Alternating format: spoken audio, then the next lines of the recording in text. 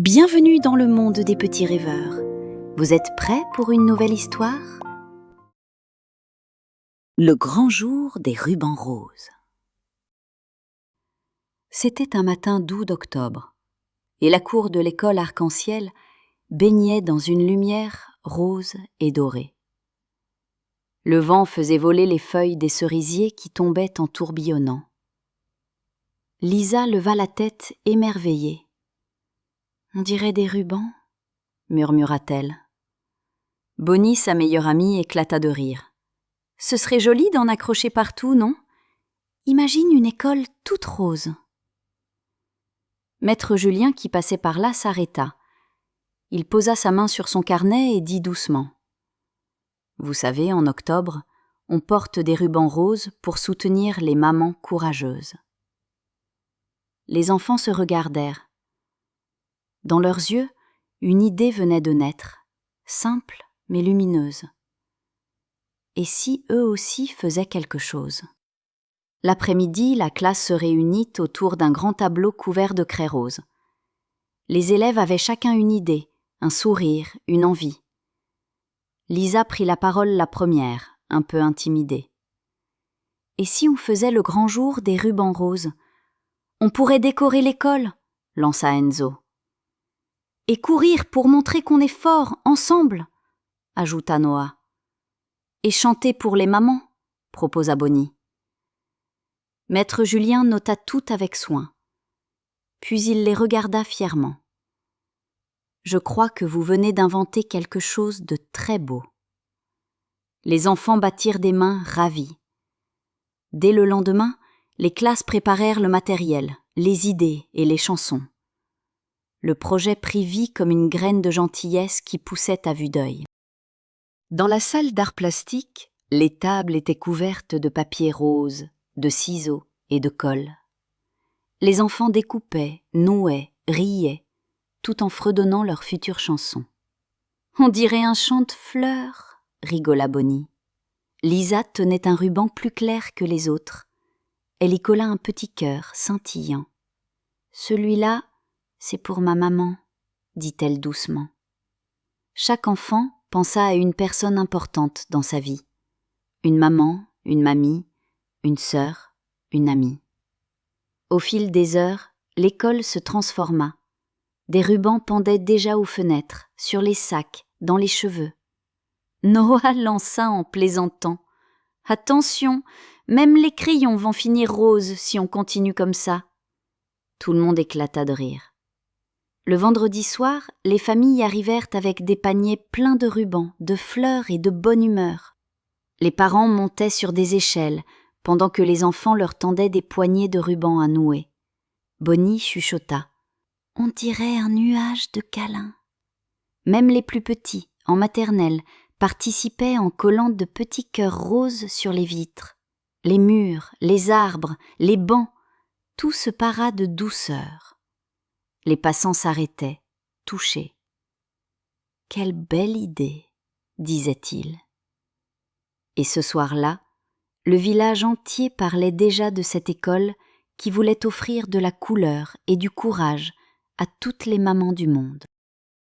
Le samedi matin, le soleil baignait la place du village. Une grande banderole flottait dans le vent. Course des cœurs, ensemble pour les mamans. Les enfants, vêtus de t-shirts roses, se massaient sur la ligne de départ. « Prêts ?» cria maître Julien. « 3, 2, 1, partez !» Ils s'élancèrent, riant, criant, se dépassant. Chaque pas résonnait comme un battement de cœur. Les parents les encourageaient, les applaudissaient. « Allez, les petits héros !» Lisa courait à côté de Noah, essoufflée mais rayonnante. « On fait ça pour elle, tu te rends compte ?» « Oui, pour toutes les mamans du monde », répondit-il en souriant. Quand ils passèrent la ligne d'arrivée, ils levèrent leurs bras en signe de victoire. Pas une compétition, mais une course de cœur. Après la course, tout le monde se rassembla sur la place décorée. L'estrade était couverte de rubans et un grand panneau portait les mots « Merci les mamans ». Les enfants montèrent, un peu nerveux, puis maître Julien leva la main. Le silence tomba, et leurs voix s'élevèrent, claires et douces. Un ruban pour la force, un ruban pour l'amour, un ruban pour la vie, pour tous les beaux jours. Le refrain s'envola dans le ciel. Certains parents fermaient les yeux, d'autres souriaient à travers leurs larmes. À la fin de la chanson, Bonnie glissa à Lisa. « Je crois qu'on vient de faire quelque chose de vraiment important. » Lisa hocha la tête, émue. Juste au moment où le dernier accord retentit, un vent doux se leva. Les rubans suspendus s'envolèrent, dansant dans le ciel comme des papillons. Le soleil passa à travers eux, et toute la place se teinta d'une lumière rose scintillante. Les enfants restèrent immobiles, émerveillés. Maître Julien murmura, la voix pleine de fierté. « Voyez, quand on fait des choses avec le cœur, la magie existe vraiment. » Et ce jour-là, même les adultes comprirent qu'un simple geste d'enfant pouvait illuminer tout un village. Le lendemain, les journaux parlèrent du village aux 1000 rubans roses. Une photo montrait les enfants main dans la main, unis dans un sourire immense. Lisa, Bonnie, Noah et Enzo se retrouvèrent dans la cour, fiers et heureux. « On a réussi, » dit Lisa. « Oui, et on recommencera chaque année, » répondit Bonnie. Le maître s'approcha. « Vous avez semé de la lumière, mes enfants.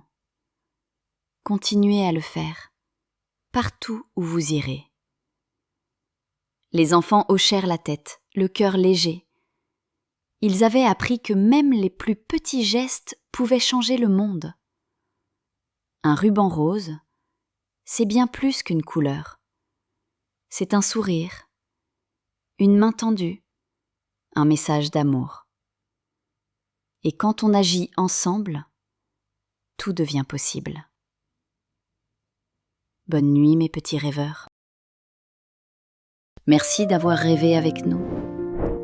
À très vite pour une autre aventure et abonne-toi pour ne rien manquer.